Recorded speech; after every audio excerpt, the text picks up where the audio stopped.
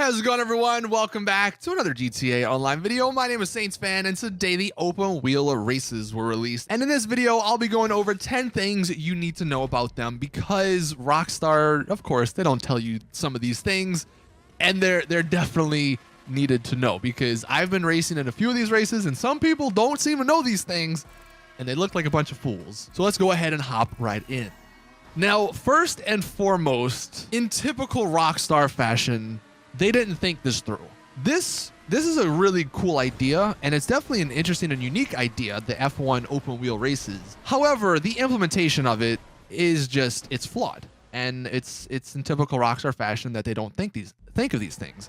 The biggest issue with these freaking races has been the biggest issue in every single race category of all time in GTA Online, and it's that the people in the freaking game are a bunch of idiots and all crash into each other. Because Rockstar didn't think that putting the ghost mode would be a good idea, at least for like the first 30 seconds of this race. Now, it's funny because in the arena races where the game actually encourages you to like hit other people, they have that like ghosting mode or the passive mode. And I believe, wasn't it in stunt races where the first like 20 or 30 seconds of it, you're all invisible to each other basically, so you can't crash. But in this mode, they forgot about those things. So that's like the one thing that I would say you need to know going into this. Wait, like don't initially go. When it says 3, 2, 1, go, wait 10 or so seconds, let everyone get in front of you because odds are 90% of those people will crash. And if you go when the countdown says go, you're going to be one of those people more than not. So wait till everyone goes past, wait till everyone crashes, and then sneak through, and you'll be towards the front of the pack. And the reason this is so important is because the next point, if your car gets damaged, like if the parts of the car fall off, that severely impacts your driving. Your car, I don't know exactly why this is the case, like because your parts will fall off very easily. You touch a wall and it seems like your front bumper or your spoiler will fall off. And then your car has like no traction. It's crazy. And the only way to fix this is to actually go into the repair pit, which we'll get into in a second. But that's like the other thing you have to be very mindful of. The vehicle health bar is one thing at the bottom right, but that doesn't really affect your car as much as losing the parts on it. So those are like the two big things. Wait till everyone goes past so they can all crash into each other and ruin their cars. And then make sure you don't lose the parts of your car because your car will perform really bad. I mean, you can maybe see in the gameplay, it's hard to really demonstrate this, but I don't have, I think, a spoiler or some part of my car is missing. And I was wondering, this was the first race I was doing, I was wondering like, why is my car so bad? Like this wasn't happening in lap 1. But because people ran into me, I lost some stuff and I couldn't turn around the corner. And sure enough, I figured it out. I was like, oh, I'm losing the parts, so I'm losing the traction, and therefore I'm not performing as well. So make sure those two things don't happen. Now, the other big feature or option in these open wheel races is the tires. You have hard, soft, and medium. Honestly, most people will probably just stick with medium just because it's the easiest. But hard, the difference basically is that if you have hard tires, they'll get destroyed slower, but you lose some traction. Whereas if you have the slow tires or the soft tires, you will have them go down a lot quicker, but you have a lot more traction.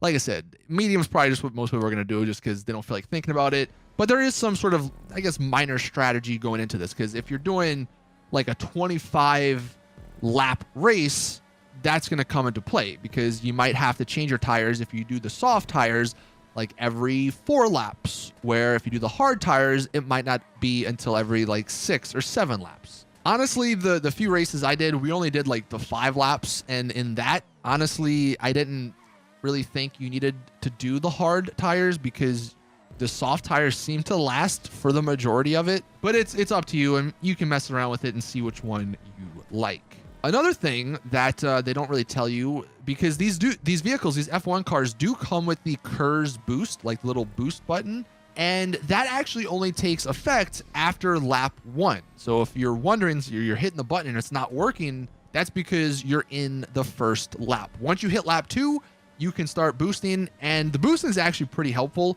especially when you have to do some of those tight corners where you have to actually brake, because if you save your boost, then you can actually use the boost to come out of the brake, and you can gain some speed, gain some distance on the cars behind you.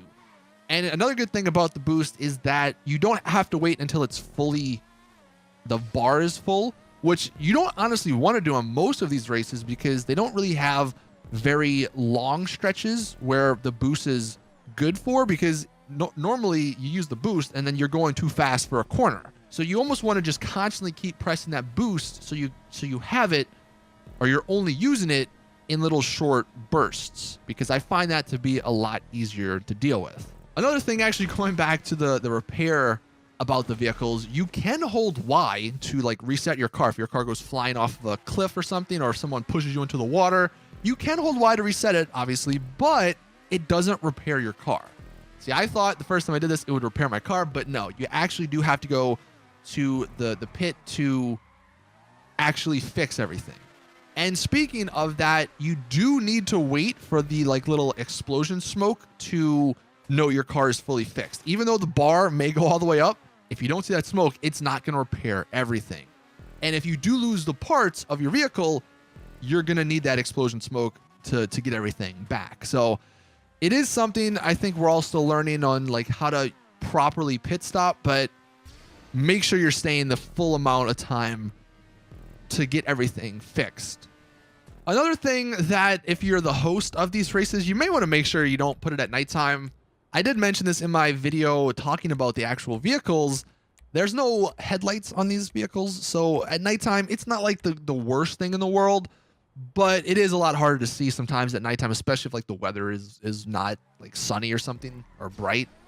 So you probably don't want to do too many nighttime races just because it makes it hard on yourself. And it's, I don't know, it's probably just easier to do it in the day.